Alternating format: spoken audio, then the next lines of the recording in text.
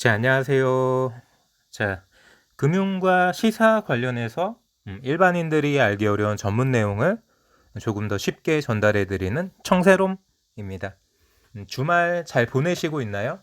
제가 어제 라이브를 한번 해보려고 해서 그냥 준비 없이 라이브를 한번 켜봤는데 뭐 결과는 조금 준비 미흡한 부분으로 뭐 이렇게 알찬 영상은 되지 못했고요. 뭐 어쨌든 그래도 뭐 종목 분석한 부분 한 5분 정도, 5개 종목 정도 분석을 했는데 그랬기 때문에 이제 그 부분에 대해서 이제 영상을 올릴까 했는데 그 영상이 올라가질 않아요. 그냥 뭐 계속 처리 중으로 나와 있어가지고 그 말한 종목에 대해서 다시 한번 코멘트 해드리고 기존 종목들이나 다음 주 이 주식 전망, 예측, 대응법 뭐 이런 쪽으로 이야기를 드릴 거고요. 뭐 시사 관련해서도 오랜만에 뭐 여러 가지 이야기를 드리려고 합니다. 보시는 화면은 다음 뉴스 화면인데 뭐 보시는 것처럼 뭐 GTX 여러 가지 노선에 대한 그 주변 서울 주변에 있는 부동산 관련된 이슈라든지 그 LH 주택토지공사 관련돼서 여러 가지 투기 의혹 그리고 계속 뭐 부동산이 문제가 되고 있죠. 지금 뭐 전국 뭐 야당이든 여당이든 대권 국면인데 지금 부동산이 가장 파괴력이 큰 것 같습니다. 얼마 전에 이제 다들 아시다시피 국민의힘 권익위원회에서 이제 전수조사를 했는데 얘네들이 전수조사 할 때부터 원래 이제 고위공직자들은 재산공개 대상들은 직계 좀비 속을 다 조사하잖아요. 물론 형제까지는 안 가지만 그래가지고 이 동의서도 다 받아가지고 조사를 한 건데 뜬금없이 뭐 연좌제 이야기를 했어요. 윤희숙 의원이 야 희수가 너 왜 그러냐 도대체 그럼 동의서를 쓰지 말든가. 응? 동의서 써놓고 나서 부모 아버지가 땅 산 부분에 대해서 이게 뭐 우리나라가 무슨 사회주의 연좌제도 아니고 뭐 이렇게 변명을 했는데 뭐 대도 않는 소리 한 거죠. 기본적으로 그 윤희숙 의원이 첫 번째 기자회견 할 때는 이게 뭐가 문제야. 부모가 농사 지으려고 하다가 땅을 산 건데 나하고 뭔 상관이 있어. 내가 산 것도 아니고 내 돈이 들어간 것도 아닌데. 근데 말이 살짝 바뀌죠. 두 번째 기자회견에서는 자, 주민등록법 위반 명백하죠. 그리고 농지법 위반 명백합니다. 두 개는 빼박이죠. 빼박. 벌써 확정이에요. 뭐 조사해서 혐의가 있다면 책임지겠다라고 이야기하지만 혐의가 나왔어 벌써. 조사할 필요도 없어. 이거는 그냥 절차만 필요한 거지. 뭐 일반적으로 피의자 공표하지 말라고 하는 그런 사건들은 다툼의 여지가 있는 사건. 그런 부분에 대해서 피의자 공표를 하지 않고 자, 끝까지 한번 사실 확정이 되기 전까지 놔두는 거고 뭐 예를 들어서 피의자 공표를 넘어서 그냥 얼굴 공개를 신상 공개를 해버리는 사건들 있잖아요. 자, 이 사람이 유죄인지 무죄인지도 몰라. 뭐 대다수 뭐 살인범들이나 뭐 심각한 사회 무리범들은 뭐 그 위원회 기준에 따라서 위원회가 결정하면은 자, 아직 검찰로 넘어가기 전에도 경찰 단계에서 바로 얼굴 공개해 버리잖아요. 자, 그런 정도 수준의 자, 변수가 없는 그냥 거의 확정적으로 말할 수 있는 유죄, 주민호법, 농지법 위반. 이건 그냥 명백하게 유죄예요. 잘못된 거야. 뭐 자기가 아니라 아버지가 그랬다고요? 마찬가지입니다. 국회의원으로서 자기는 몰랐다? 이게 말이 안 되는 거죠.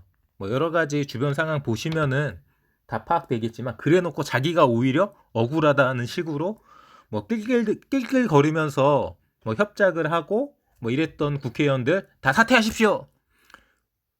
뭐 이재명 대권 후보 사퇴하십시오. 뭐 이러고 있어요. 이게 지금 자기가 잘못하고 반성해야 되고 책임지는 자세인가요?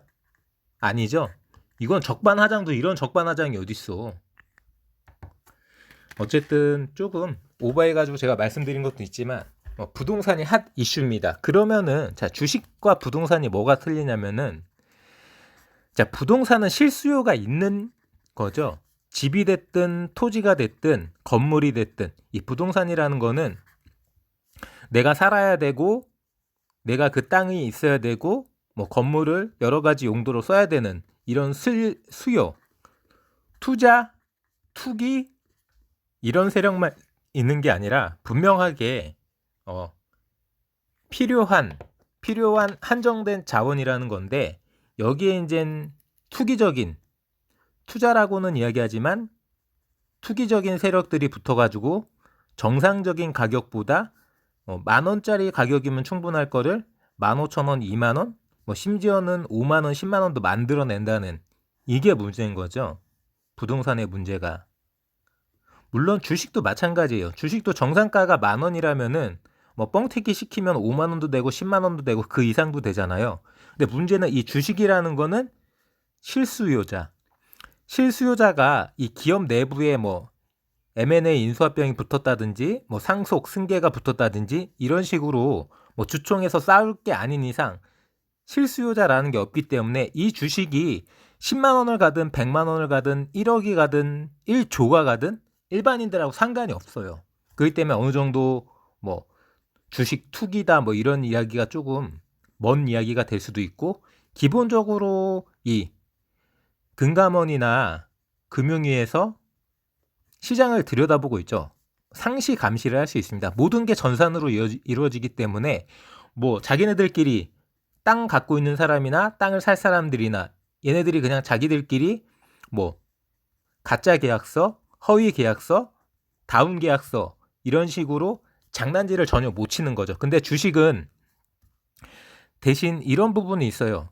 주식하고 부동산이 다른 점은 똑같은 재산 증식 수단이지만 주식은 실수요자라는 게 없잖아요. 부동산은 실수요자가 피해를 받을 수 있지만 주식은 그렇지 않죠. 그렇기 때문에 이제 뭐 제가 부동산보다 주식을 더 선호하는 그런 부분도 있고 어차피 부동산 같은 경우에는 뭔가 투명하지 않은 부분이 많습니다. 뭐 저번에 말씀드렸던 이 중개 수수료 부분도 조금 너무 지나친 부분이 있고요. 뭐 주식도 거래세라는 부분이 있고 뭐 수수료가 있고 여러 가지로 뭐 대주주들이나 일정 금액 이상이면은 양도세를 내고 2023년도부터인가요? 2023년도부터 5천만 원 투자 수익의 5천만 원 이상은 20%인가 25% 세금도 내잖아요. 어떻게 보면은 딱딱딱 체계가 완비돼 가지고 정상적으로 진행될 수 있고 만에 하나 비정상으로 흐르더라도 주식은 감시 체제가 있기 때문에 그런 부분에 대해서 어느 정도 시스템이 완비되어 있는데 부동산은 그런 부분이 조금 약하고 뭐 여러 가지 정책이라든지 여러 가지 이 돈의 흐름이 쉽게 잡히지 않습니다. 물론 사후적으로는 지금 유니스 의원의 부친이 땅을 산 것처럼 자 최초에 뭐 건물을 사러 갔다가 좋은 토지가 나왔다는 이야기를 듣고 이 토지를 산 거잖아요. 자기가 농사를 지을 것처럼. 근데 결국은 농사를 짓지 않았고요. 주소도 국민권익위 조사 관련돼서 최근에 와가지고 잠깐 옮겨놨다가 바꾼 거잖아요. 주민등록법 위반. 그리고 이 토지 농지에 대해서는 임대를 해줄 때 직접 당사자 간에 직접 거래하는 게 아니라 뭐 농어촌 공사인가 이게 중간에 들어가가지고 임대를 해야 되는데 처음에 할 때는 그렇게 했는데 두 번째 할 때는 그렇게 안 했다는 거죠. 여기서도 농지법 위반. 그냥 확정사안이에요. 확정사안. 이건 뭐 변명의 여지가 없는 거죠. 어쨌든 이런 식으로 뭐 안 좋은 말이긴 하지만 야로 뭔가의 변수가 계속 생기는 거죠. 요렇게 한번 말씀드려 볼게요. 제가 이제 주로 드리는 게 이제 주식 이야기다 보니까 자, 주식이란 거는 부동산과 다르게 깔끔하잖아요. 근데 이제 부동산은 자, 그냥 사 놓으면은 개발 호재가 됐든 여러 가지 지역의 어떤 이슈가 됐든 나도 모르게 내가 컨트롤할 수 없는 뭔가에 의해서 로또가 될 수 있는 가능성이 있죠. 불로소득 개념이 조금 많아요. 물론 뭐 주식도 불로소득 아니야 라고 얘기하시는 분들도 있겠지만, 주식으로 돈 버는 사람들은 글자 그대로 운으로, 뭐 급등주로 누가 손수 받아서 이렇게 부정한 방법으로 돈 버는 게 아니라, 정상적으로 내가 공부하고 분석하고 시간을 투자해서 노력해서 돈 버시는 분들은 이 불로소득이라고 할 수 없죠. 이게 불로소득이라고 말할 거면 사무직은 다 불로소득이지, 그잖아요. 자, 이렇게 그냥 어떤 부동산을 직접 매매해서 투자해서 투기적 요소가 가미된 이런 부분으로 돈을 버는 게 아니라, 부동산 경매 아시잖아요. 경매나 공매, 어떤 물건, 부동산 뭐 땅이 됐든 건물이 됐든 아파트나 빌라가 있다면은 이게 이제 여러 가지 사유로 경매로 넘어가고, 뭐 임의 경매든 뭐 강제 경매든 경매가 붙으면은 뭐 감정가가 나오고, 그 감정가에 대해서 이제 입찰을 진행하는데, 입찰이 유찰되면은 뭐 그때마다 단계별로 가격은 조금씩 낮아지고, 그래가지고 뭐 예를 들어서 뭐 두 번에서 한 뭐 서너 번 정도 경매에서 유찰되면은 어느덧 가격이 막 50% 수준까지 떨어지죠. 그럼 아무리 이제 기본적으로 부동산 감정을 할 때 이 감정가가 어느 정도 프리미엄이 있다 하더라도 50%가 떨어지면은 거래해 볼 수 있는 거죠. 50%가 떨어진 가격이라면은. 제가 드리는 말씀이 항상 이거잖아요. 주식 거래하실 때 저점. 자, 주식은 항상 고정된 가격으로 거래되는 게 아니라 누구는 비싸게, 누구는 싸게 거래하잖아요. 그렇기 때문에 이런 부동산 경매처럼 주식도 거래할 때 고점 가격에 프리미엄을 주고 사서는 내가 돈 벌 수 있는 여지가 크지 않은 거고요. 프리미엄이 아닌 싼 가격에 저렴하게, 자, 50% 경매 두세 번 유찰돼서 아무도 사지 않는, 그러나 그 땅의 가치나 그 주택의 가치가 바뀌는 건 아니잖아요. 단순히 메리트가 없어서, 여러 가지 매력이 없어서, 뭐 여러 가지 무슨 다가구 주택 같은 경우에는 여러 가지 세입자들이 많기 때문에 뭐 이거 뭐 전세권 생각하고 뭐 여러 가지 생각하면 골치 아프니까 유찰되는, 여러 가지 뭐 지상권이 됐든 뭐 다양한 이슈로 부동산의 적정 가치가 아니라 그거보다 낮게 경매에서 유찰돼서 싸게 건질 수 있는 물건을 살 수만 있다면은, 부동산도 자기가 노력하고 발품 팔고 주변의 정보를 얻어서 저렴한 부동산을 얼마든지 거래해 볼 수 있는 거죠. 마찬가지입니다. 이렇게 주식을 거래하셔야 되는 거지. 자, 부동산 투기처럼 뭐 기획 부동산이 됐든 뭐 어떤 광고가 됐든 떴다방이 됐든 뭐 로또 청약이 됐든, 야, 이거 한 방이야. 이거 부동산 이거 한 방? 야, 이거 3년에서 5년 안에 무조건 2배, 5배, 10배 무조건 가. 이거 뭐 어디서 많이 들어보던 레파토리 아닙니까? 지금 대다수의 유튜브나 대다수의 급등주 문자, 대다수의 전문가들이 하는 얘기가 이거잖아요. 대박, 뭐 사상 초유, 뭐 1000% 상승, 뭐 FDA 임상, 뭐 세계 유일무이, 막 이러면서 꼬시잖아요. 꼬셔가지고 들어가봤자 뻔하다. 자, 그렇게 해갖고 들어가가지고 회원 가입하거나 문자 받거나 추천 받거나 리딩 받아서 돈 버신 분들 있으면 한번 영상 중 한번 찍어보세요. 얼마나 그런 분들이 돈을 많이 벌었는지 저는 솔직히 물음표입니다. 제가 제 이전 영상 보시면은 제가 그런 방에 들어가서 그런 회원으로 가입해서 주식 투자했던 썰도 다 있어요. 뭐 안 보실 뿐이지, 제가 경험했던 부분, 제가 뭐 2013년 정도부터 본격적으로 주식 투자했었는데, 이때부터 경험했던 종목이나 여러 가지 투자했던 마인드나 거래 기법, 어떻게 거래했고 어떤 결과가 났는지, 그 주린이 필수학습 영상 들어가시면은 제 경험담 있으니까 한 번씩 봐주시고요. 자, 저는 이렇게 말씀드릴게요. 자, 부동산은 로또 보듯이 거래하는 것보다 부동산 경매, 자기가 노력하고 그 물건을 분석하고 직접 발품을 팔아서 저렴한 가격에 낙찰 받을 수 있는 그 타이밍을 딱 낚는, 그런 게 진정하게 이제 주식 거래에서도 필요한 거고요. 단순하게 운으로 뭐 옆집 누구가, 앞집 누구가 누구 추천 받아서, 뭐 전문가 추천 받아서, 누구 리딩 받아서, 그건 모두 다 일회성이죠. 주식 거래 한 번 하고 말 거면 그렇게 하세요. 뭐 그렇게 하고 돈을 벌 수 있을지 없을지는 모르겠지만, 그렇게 하시는 게 아니라 자기가 정말 알고 분석하고 공부해서 주식을 거래하실 거라면은 당연히 준비를 많이 하셔야겠죠. 자, 뭐 금요일 글로벌 증시 부분에 대해서부터 말씀드리겠습니다. 자, 미국장 금요일 날 최고가였죠. 뭐 나스닥도 그렇고요. S&P도 그렇고 분위기 좋습니다. 뭐 반도체 필라델피아 반도체 지수도 상당히 상승해서 마감된 걸로 알고 있고요. 보시는 것처럼 마지막 거래일 금요일 날 미국 증시에서 필라델피아 반도체는 뭐 거의 2% 가까이 뛰었고요. 뭐 S&P 4,500, 뭐 나스닥 15,129, 뭐 이보다 더 좋을 수 없을 정도로 미국장은 최고가 마감됐고요. 유럽장도 뭐 영국, 독일, 프랑스, 이탈리아 뭐 그렇게 강했다라고 말씀드리긴 어렵지만 뭐 0.3%, 뭐 0.2%, 0.5%까지 충분히 상승장이라고 말씀드릴 수 있는 그런 시장이었고요. 뭐 여러 가지로 미국장에서 에너지주가 조금 주목받고 유가가 조금 뛰다 보니까 이런 쪽으로 좀 상승폭이 많이 나왔고, 뭐 제가 확인한 바로는 뭐 화이자나 모더나 쪽 주식은 조금 조정을 받았던 부분으로 알고 있습니다. 자, 뭐 내일이면 또 다시 또 월요일로 우리 증시가 다시 시작되겠지만 뭐 여러 가지 읽어볼 만한 뉴스가 있는지 살짝 보고 종목으로 한번 넘어가 보도록 할게요.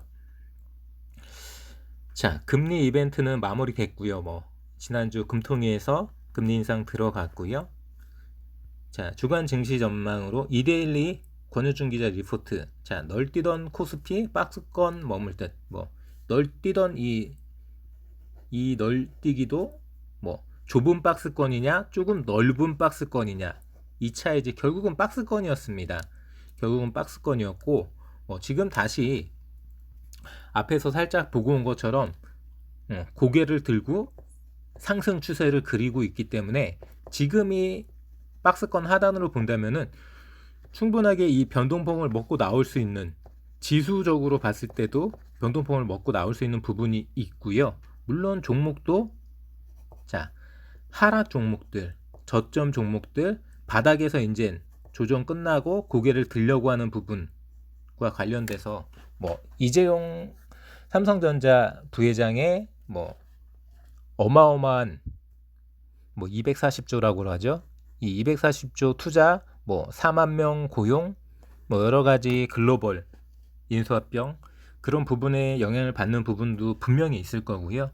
뭐 K바이오 관련돼서 제약바이오 쪽이 계속 분위기를 만들어가고 있는 부분으로도 이슈가 있을 겁니다.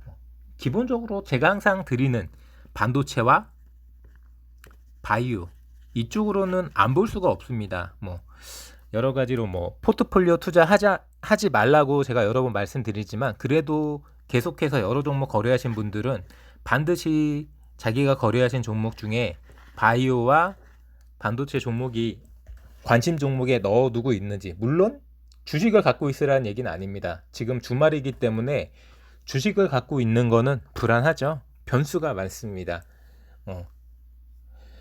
제가 뭐 그 라이브로 5종목 말씀드린 부분도 다 주식을 보유하고 계신 분들이었어서 뭐 조금 빠르게 주식을 갖고 있을 때 판단하거나 생각하거나 고민하지 말고 월요일 시장에 요런 가격대에 오면은 반드시 손절, 요런 가격대에 오면은 반드시 익절, 요렇게 딱 심플하게만 말씀드렸고요. 자, 널뛰던 코스피가 박스권에 머물까? 저는 박스권에 머물 거라고 생각해요. 근데 방향성은 그 우상향 박스권이라고 보여지는 부분이고요. 뭐 여러 가지로 뭐 오르락 내리락 하는 부분이 있기 때문에 여기서는 기사에서 뭐 뚜렷한 방향 없이라고 하지만 저는 우상향 방향이라고 생각하고, 이 박스권의 흐름 자체도 이 박스권 안에서도 상방이냐 지지난주처럼 하방이냐 이게 엄청난 차이를 만드는 거죠. 당연히 하방으로 흐를 때는 짧게 운용하셔야 되시고 현금 위주로 운용을 하시는 게 맞는 거고요. 괜히 그런 시장에서, 떨어지는 시장에서 주식 가지고 오래 생각하면은 오래 생각할수록 더 힘들어지는 거죠. 물론 하방 시장이 아니라 박스권 상방을 향해서 날아가는 우상향 시장에서도 주식을 갖고 많이 고민하는 건 좋지 않습니다. 물론 하락장보다는 그래도 긍정적이죠. 아무래도 떨어지는 것보다는 횡보라든지 살짝이라도 들어 올릴 테니까. 근데 문제는 주식을 갖고 있었는데 그렇게 움직이는 그 종목들이 조금 답답하게 지지부진하게 확 퍼포먼스가 나와주는 게 아니라 그냥 꿈틀꿈틀 꾸역꾸역 이렇게 움직이는 종목들은 답답하죠. 세로미가 말씀드린 종목은 거의 대부분 최소 뭐 하루에 뭐 3%, 5% 조금 움직인다 싶으면은 뭐 10% 이상도 이렇게 그날 사서 그날 팔아도 충분하게 타점만 저점에서 잘 잡고 고점에서 꺾일 때 잘 팔면은 뭐 최소 2, 3%에서 뭐 4, 5%는 매일매일 한번 트라이 해볼 수 있는 시도를 해볼 수 있는 그런 변동성 있는 종목인데 제가 그렇기 때문에 항상 주식을 갖고 있는 게 아니라 현금을 들고 있어야지 이렇게 변동성이 나오는 종목을 바로바로 들어갈 수 있는 거죠. 물론 준비가 되어 있고 차트도 분석하실 줄 알아야 되고 종목의 흐름이라든지 섹터의 동향이라든지 글로벌 경기 흐름 지금 뭐 두말할 필요 없이 다시 바닥 찍고 올라오는 분위기잖아요. 자, 미국도 그렇고 유럽도 그렇고 다 마찬가지입니다. 우리도 지지난주 그렇게 안 좋았던 뭐 3천까지 깨지는 거 아니야? 뭐 이렇게 말하던 분위기에서 분위기를 다시 만들었고요. 그 목요일날 금통위에서 금리를 올린 것도 지난주가 아니라 지지난주였다면 금리를 못 올렸을 거예요. 워낙에 바닥으로 막 꼬꾸라지고 있었던 상황이었기 때문에. 근데 그 바닥으로 꼬꾸라지고 있는 거를 월, 화 이렇게 다시 다 돌려놓고 건강하게 다시 고개를 들었기 때문에 금통위에서도 지금이다. 또 시간 지나면은 또 이 금리 인상할 수 있는 타이밍을 실기할 수 있기 때문에 조금은 과감하게 시장 컨센서스보다 조금 빠르게 우리나라가 선제적으로 금리 인상을 한 거라고 생각하시면 되시고요. 이렇게 제가 지금 말씀드린 뭐 글로벌 상황이라든지 우리나라 상황, 뭐 미국의 상황이나 뭐 테이퍼링 부분도 제가 테이퍼링도 뭐 3월 달에도 그렇고 5월 달에도 그렇고 뭐 지난달에도 그렇고 계속 말씀드렸잖아요. 아무리 빨라도 9월 달이라고. 지금 나오는 이야기는 10월 달 이후인 것 같죠. 자, 지금은 빨라도 10월, 11월, 12월일 거예요. 지금 한다고만 했지 지금 바로 시작합니다가 아니잖아요. 할 거다. 올해 할 거다. 올해 뭐 하반기 때 뭐 10월 달이든 12월 달에 하더라도 파월 의장이 한 이야기가 금리 인상은 아직 멀었다. 여기에 시장이 환호한 거죠. 완화적인 스탠스 충분하게 관리하고 있다. 자, 경착륙은 없다.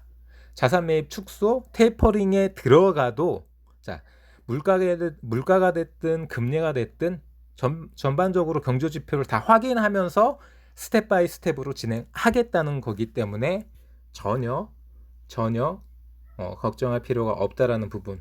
뭐 위드 코로나 부분으로도 주목받고 있는 종목들이 있기 때문에 뭐 기존의 뭐 반도체, 뭐 2차 전지, 뭐 바이오, 뭐 메타버스 여러 가지 이런 쪽도 마찬가지겠지만 이런 위드 코로나 관련돼서 뭐 살아날 수 있는 경기 민감주 뭐 대표적으로는 뭐 여행 소비 이쪽으로도 좀 보셔야 될 것 같고요. 뭐 이쪽이 살아나면 건축 같은 경우에 당연히 더 살아나겠죠.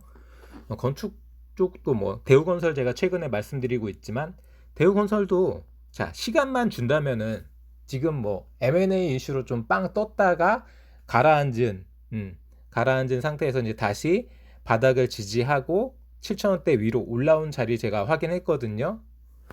그렇기 때문에 뭐 대우건설 조금 길게 보시면서 가져가시는 분들도 크게 염려하실 거 없다. 여기 그대로 나와 있잖아요. 뭐 경기 민감 항공, 호텔, 유통 이쪽도 아무래도 대다수 바닥권이고 오른 자리가 없는 거죠.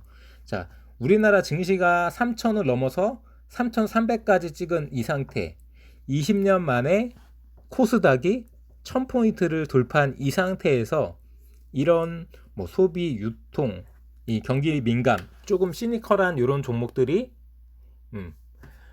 많이 움직이지 못한 이런 부분은 아무래도 위드 코로나도 나오고 여러 가지 실적 모멘텀도 붙을 거기 때문에 꼭 수출 기업들만 지금 돈을 잘 벌고 있는 건 아니에요. 여러 가지로 우리가 확실하게 확인할 수 없고 지표로 두드러지게 나오지 않을 뿐이지 이런 업종들도 분명하게 턴어라운드를 만들고 돈을 잘 벌고 매출이 올라올 수 있기 때문에 여러 가지로 조금 보셔야 될 종목들이 늘어나는 거죠.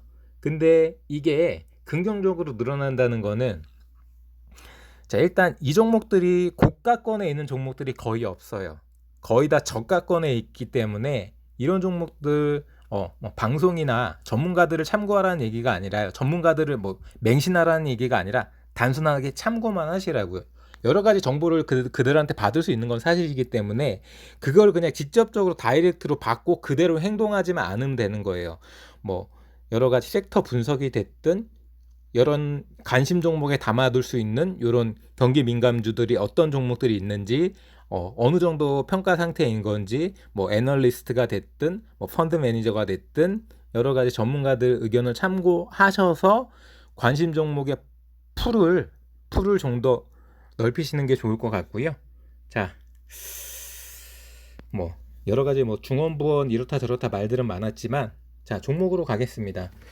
종목으로 가서 한 기존에 말씀드렸던 종목 한번 쭉 훑고 제가 라이브로 뭐 많은 분들이 보지는 못하셨지만 라이브로 진행했던 부분에 대해서 그 종목들 다시 한번 정리하는 시간 가져보도록 하겠습니다. 자, 최근 조회 종목으로 왔고요. 동신건설 제가 말씀드렸죠. 이재명이 결국은 지금 9월 4일인가요? 9월 4일날 더불어민주당 대선 경선 1차 지역이 충청권이죠. 대전 충청권이기 때문에 여기서 경선이 스타트가 되는 부분으로 카운트다운에 들어간 거죠. 거의 민주당 지지자 쪽에서는 거의 50%를 상회하고 있기 때문에 그 사이에 큰 변수가 터지지 않는다면은 이재명으로 더불어민주당 대선 후보가 결정될 가능성이 커진 상태. 그렇기 때문에 지금 계속 4만원대 초반까지 밀렸던 주가가 다시 마지막 거래일도 그렇고 다시 45,000원, 3만원대 중반까지도 올라왔고요. 이렇게 꾸역꾸역 올라오는 게 아니라 어느 순간 빵 뜨는 시점이 있을 겁니다. 거래량 터트리면서 거래량 보세요. 지금 10만 주밖에 거래 안 됐잖아요. 이렇게 거래량이 죽은 게 아니라 거래량 터트리면서 한번 훅 올라오는 시점이 있을 텐데 그때를 잘 잡으셔야 된다고 말씀드리고 있고요. 두산 퓨어셀도 조금 떴죠. 바닥에서 좀 많이 떴습니다. 재생에너지, 수소 전기차 이쪽에 이제 독보적으로 탑티어죠. 수소 하면은 두산 퓨어셀이라고 생각하면 돼요. 작년 이맘때 코로나 끝나고 코로나 생기고 나서 막 4월달 5월달만 해도 5,000원 6,000원 7,000원 막 이럴 때 만원도 안 되던 시절이 있었는데 지금은 5만원이니까요. 자리가 낮은 건 아니에요. 자리가 낮은 건 아닌데 그렇다고 이 종목 6만원도 돌파했던 종목에서 4만원대까지 조정받고 급하게 다시 바로 돌려놓은 자리이기 때문에 개인적으로는 이쪽으로 자동차나 2차전지, 미래에너지, 수소차 이런 쪽으로 조금 공부가 되어 있고 이 종목에 관심이 있는 분들은 이 종목 길게 보지 마세요. 절대 길게 보지 마시고요. 스윙 정도로 아무리 길게 봐도 일주일 이내 예를 들어서 살짝 지금 오르는 분위기인데 여러 가지 개별 이슈나 수급이 불안정해서 살짝 5만원 밑으로 49,000원 이렇게 떨어졌을 때 49,000원에 사셨다가 하루 이틀 기다리시면은 주말 빼고요. 주중에 올라오는 5만원 위로 올라왔을 때 52,000원 정도에 파시면은 이렇게만 거래하셔도 5% 가까이 먹을 수 있는 변동폭이 꽤 나오는 종목입니다. 어느 정도 덩치가 있는 종목임에도 불구하고 이렇게 쏠쏠하게 변동폭이 나오는 종목이기 때문에 그런 변동폭만 따먹을 수 있는 타점을 보실 수 있는 분들은 이 종목도 거래해 볼 만한 그런 종목이고요. 진원생명과학, 뭐 유바이오로직스, SK바이오사이언스 동일하죠. 동일하게 백신 테마고요. 지금은 세 종목 다 공이 조금 모멘텀이 조금은 살짝 숨고르기에 들어간 느낌인데, 유독 이 세 종목 중에 유바이오로직스도 어느 정도 가격이 회복되어 있는 상태에서 횡보를 치고 있고, SK바이오사이언스는 돌파 차트가 나오고 지지라인 근처에서 지금 버텨주고 있잖아요. 근데 유독 차트가 무너진 건 진원만 무너졌죠. 그러면은 얘가 그렇다고 뭐 임상이나 여러 가지 그 백신, 코로나19 백신 개발 관련해서 뭐 뒤처지거나 악재가 나오거나 문제가 있는 건 아니거든요. 그렇기 때문에 가장 저렴한 종목인 거죠. 아까 제가 뭐 부동산 경매도 말씀드렸지만, 자, 경매에 붙여져 가지고 뭐 크게 문제 있는 이슈는 아닌데도 2번, 3번 경매에서 유찰된 상태라고 생각하면 돼요. 그러면 가장 저렴한 진원인 거죠. 그러면 아무래도 집중적으로 보셔야 돼. 관심 종목에서 그나마 한 번 볼 거, 뭐 유바이오로직스나 SK바이오사이언스를 한 번씩 볼 때 진원생명과학은 더 자주, 더 많이 봐야 되겠죠. 그래가지고 딱 타이밍이 온다, 수급이 들어오고 타점이 보이고 양봉이 생기고 돌파갭이 나온다 싶으면 빠르게 들어가 보실 수 있는 종목이라고 생각하고요. 아까 제가 두산피어사이 같은 경우에 예를 들어서 설명드린 거지 그 가격에 거래하시라는 거 아닙니다. 예를 들어서 그런 식으로 살짝 눌림목이 나와서 변동폭이 나왔을 때 들어갔다가 그 변동폭을 회복해 주면서 살짝 떴을 때 짧게 거래해 볼 수 있다라는 의미죠. 목표가나 뭐 손절가, 뭐 접근 가격을 말씀드린 거 아닌가. 저는 뭐 리딩이나 추천 이런 걸 하는 전문가가 아니에요. 항상 말씀드리지만 가치, 투자 원칙이나 여러 가지 종목을 곁들여서 어떻게 거래를 해볼 수 있을까? 단기적일까? 스윙 정도로 할까? 뭐 포지셔닝을 오버나이트 해볼 수 있을까? 이런 식으로 짧게 끊어치는 그런 단기 매매에 있어서 어떻게 접근하고 어떻게 이어나갈지, 현금이나 주식을 어떻게 배분할지, 이런 부분을 같이 한번 이야기하는, 저도 이런 걸 한 번씩 얘기하면서 제가 공부했던 걸 점점 더 공고화 시키는 그런 시간을 갖고 그렇게 영상을 이끌어 나가는 거지. 자, 이 종목 무조건입니다, 이 종목 추천입니다, 리딩입니다, 제가 책임집니다, 이거 아닙니다. 자, 프레시 바이오파마도 제가 기존에 계속 말씀드렸던 것처럼 점점 박스권 상단으로 가고 있는 상태이기 때문에 혹시라도 거래하시는 분들은 짧게 끊어쳐야 된다는 부분, 뭐 35,000원까지 갈 수도 있지만 여기에서 다시 자리를 돌릴 수도 있는 부분, 시장과 상관없이 움직이는 부분이기 때문에 뭐 시장이 올라온다고 이 종목도 같이 이번에는 4만원 뚫을 거야, 이렇게 절대 생각하지 마시고요. 자, 주의하셔야 될, 조금 상단으로 올라가고 있는 흐름이라는 거 생각하시고, 그래도 뭐 31,000원 깨지거나 이렇게 그날 장에서 뭐 이유 없이 조금 뭐 여러 가지 거래를 많이 해보시다 보면 알겠지만 문제 없는 날이고 문제 없는 종목인데 뭐 순간적으로 좀 빠지는 그런 순간이 있습니다. 그런 순간을 잘 보셔가지고 그렇게 저점대에서 잡아볼 수 있는 거지, 지금은 어느 정도 올라온 자리라는 거 생각하시고요.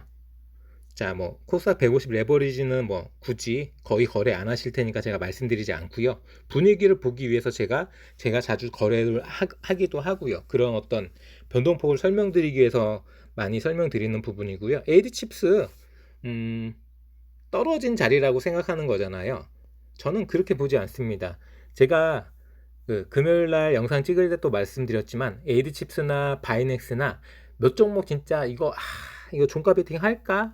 이게 진짜 주말만 아니면 제가 종가 베팅 하는 건데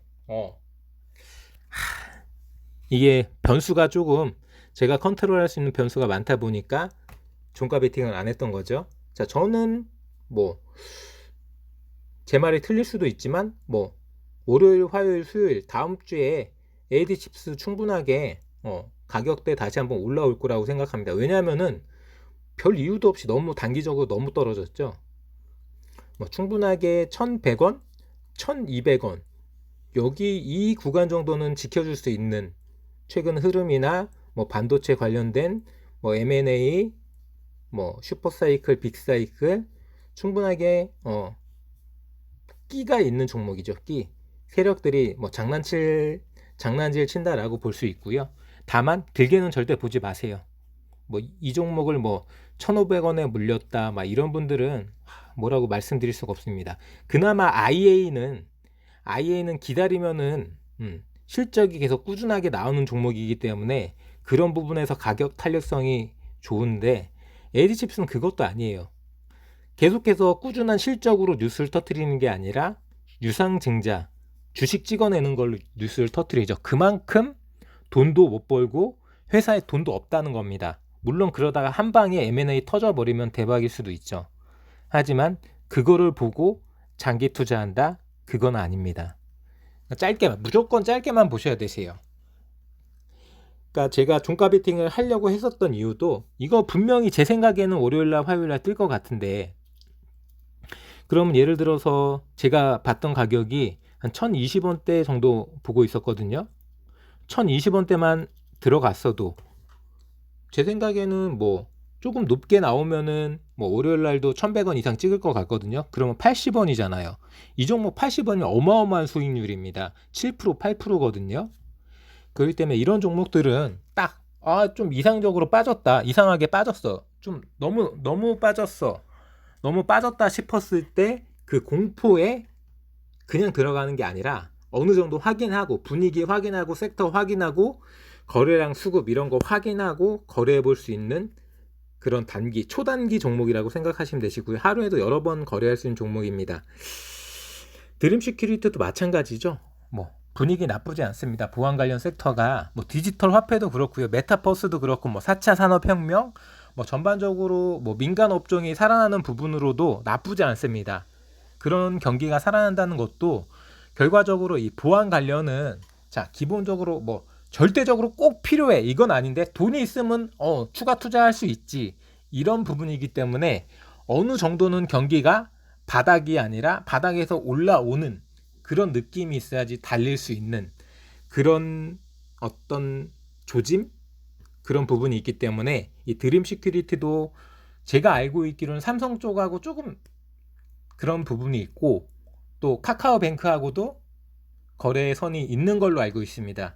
그렇기 때문에 모멘텀도 살아있는 종목이고 보안 관련해서 이슈만 터져준다면은 또 어느 순간 6,000원 위로 날려보낼 수 있는 그런 끼 있는 종목이고 4,000원대 뭐 3,000원대 이렇게 횡보 치다가 5,000원대 위로 올라와서 이 5,000원 밑을 잘 안 깨는 지지를 받아주고 있는 그런 종목이기 때문에 이 정도 수준이 저점이 아닌가 생각되고 여기에서 뭐 다른 종목 말씀드릴 때 말씀드린 것처럼 수급이랑 퍼포먼스, 이슈 여러 가지 분위기 확인하시고 거래해 볼 수 있는 그런 종목이라고 말씀드릴 수 있고요.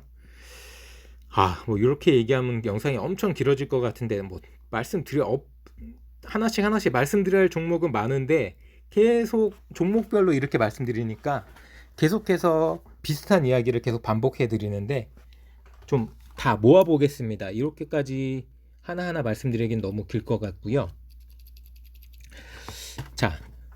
이제 남아있는 종목이 바이넥스. 배터리도 없고 영상도 빨리 끝내야 되는데 배터리 없다고 신호가 떴는데 바이넥스 칩스앤미디어 아주아이비 투자 그리고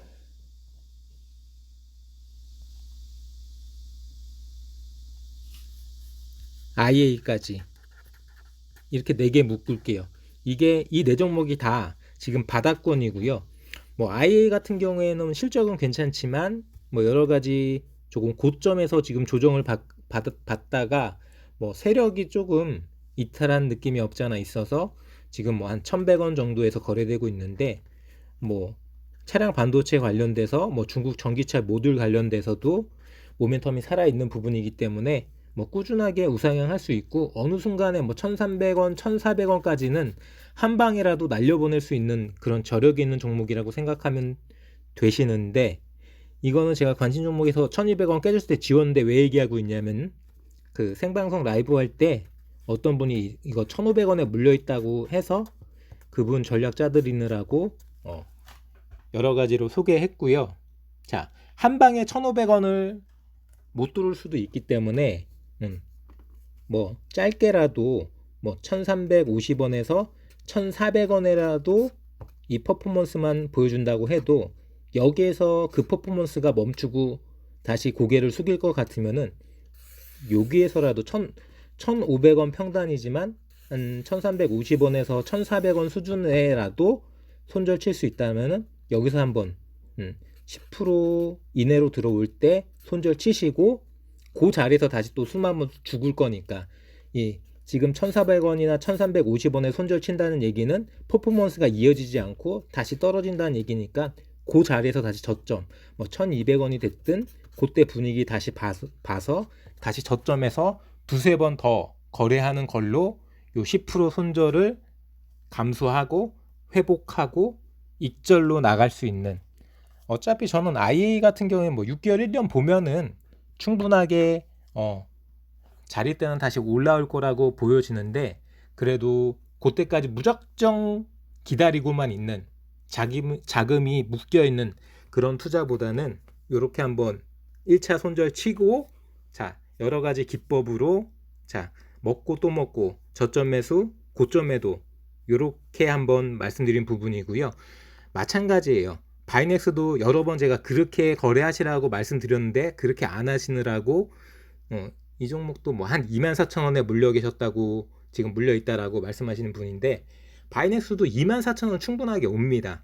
근데 그 시간이 언제냐가 문제인 거지. 이번에 한번 바이넥스도 탈출하시게 되시면은 제가 항상 드리는 말씀, 내가 물렸더라도 빠르게 반드시 2, 3% 안에 무조건 손절 치시고, 그걸 놓쳤다, 그 타이밍이 놓쳤다면은 자 5%든 10%든 손절 치세요. 기간이 길어질 것 같으면 완전 뭐 그래프 자체가 꺾여가지고 당분간 못 올라올 것 같은데 무조건 기다리는 게 능사는 아니기 때문에 이렇게 한 번에가 아니라 두세 번. 자, 바이넥스 차트 보시면은 24,000원 깨지고 나서도 2만원 깨지고 나서도 다시 한번 또 저점 잡아서 단기적으로 얼마든지 뭐 3% 5% 먹을 수 있는 구간은 많습니다. 근데 그게 아니라 10% 20%가 아깝기 때문에 정리를 못하고 그런 여러 번 거래하실 수 있는 먹고 또 먹고 전략을 못 쓰는 거죠.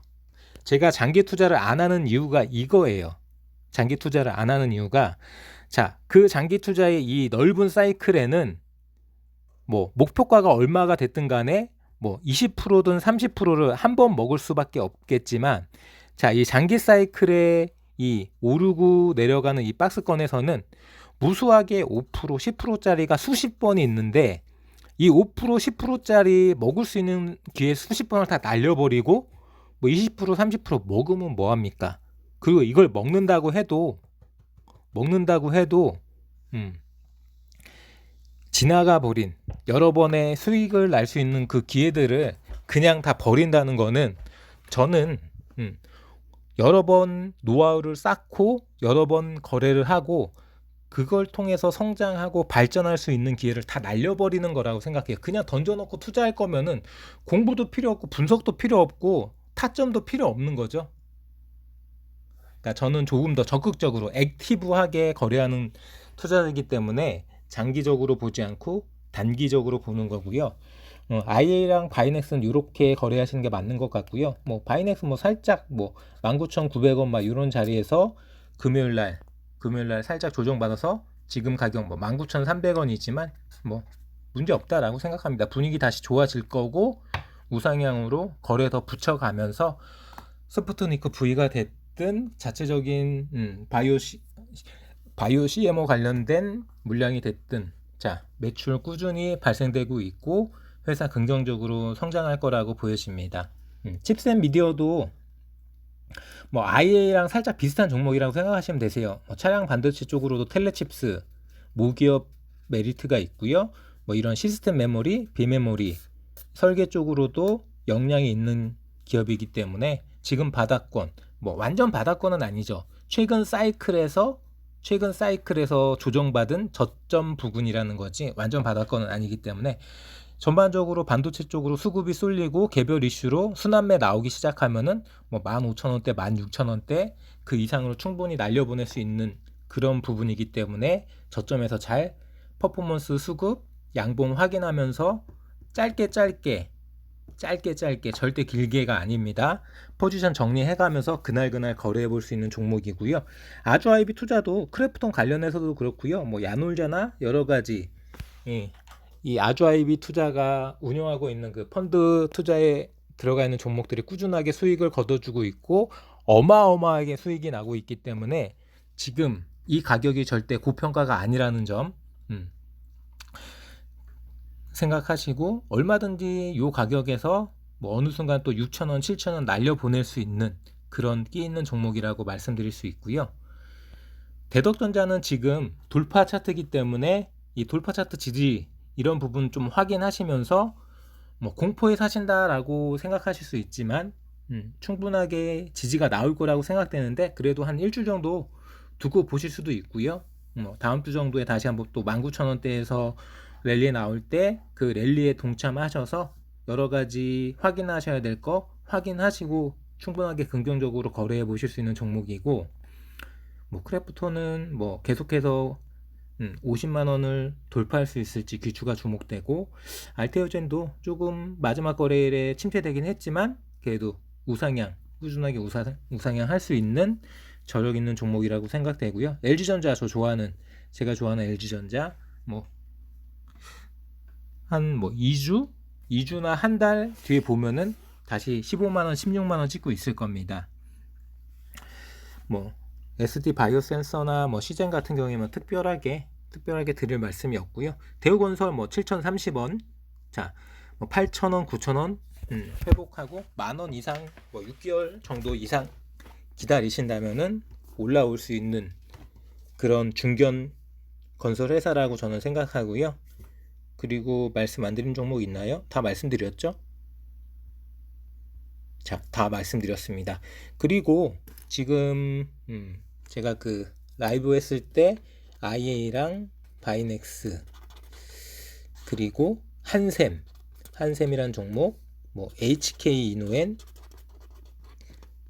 그리고 또 한 종목 휴캠스까지 있기 때문에 그거까지 다시 한번 짚어드릴게요.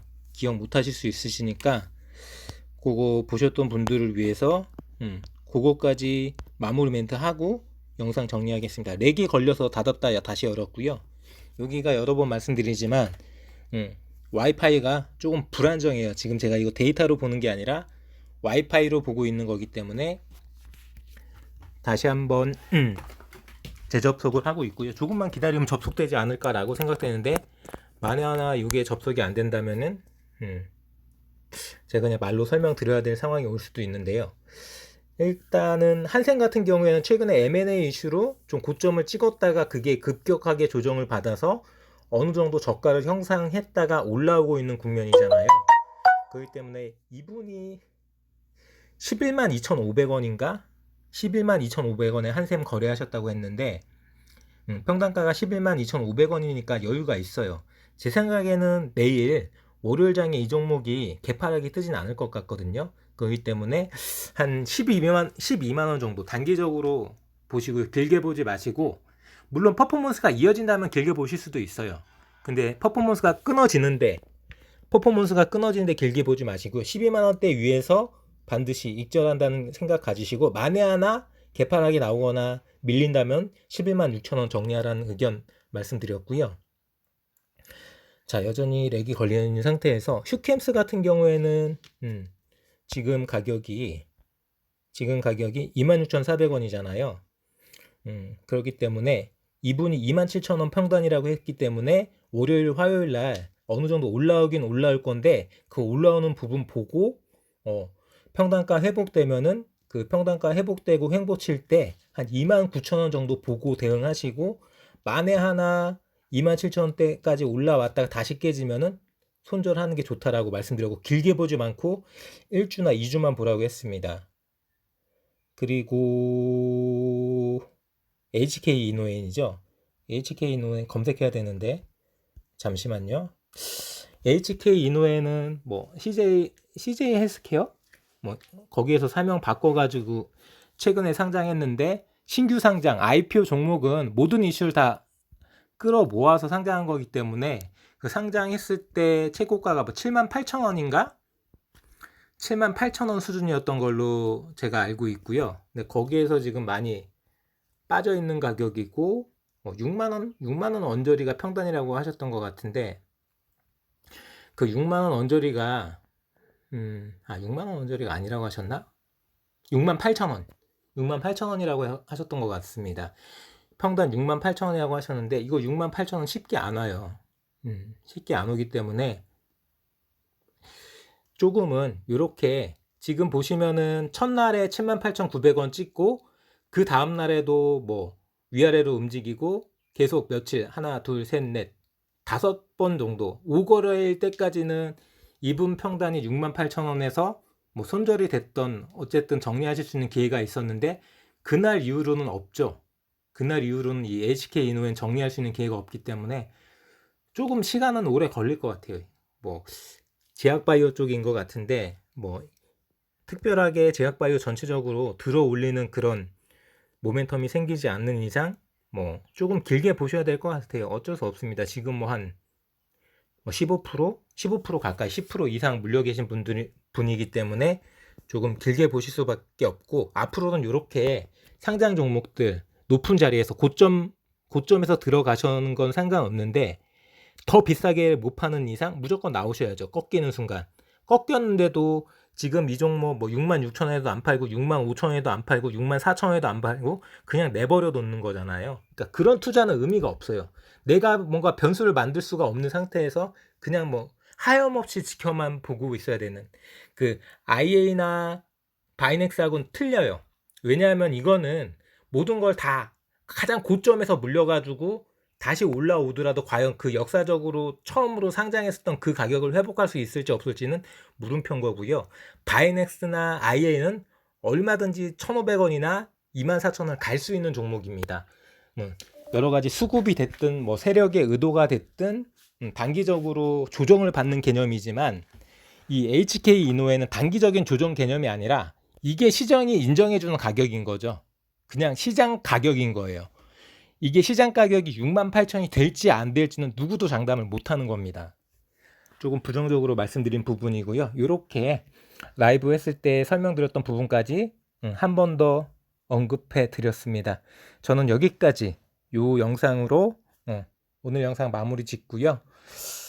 자, 뭐 기대하시는 분들이 많이 없기 때문에 시사 관련된 세로미 내피셜은 하지 않겠습니다. 저는 금융과 시사 관련해서 일반인들이 알기 어려운 전문 내용을 조금 더 쉽게 전달해 드리는 청세롬이었고요. 자, 유튜브 검색창에 청세롬 검색 진행시켜.